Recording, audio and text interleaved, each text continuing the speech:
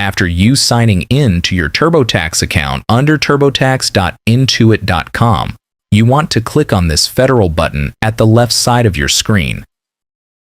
Then click on Wages and Income just below it. While you hover over your mouse on Wages and Income, you want to choose on Wages and Income Summary, which will take you to this page, and you want to scroll down a bit until you see Self-Employment section. Then click on it and hit on Start button. As you can see, owning a business are considered as self-employment income, so you may just scroll down. Then hit the Yes button.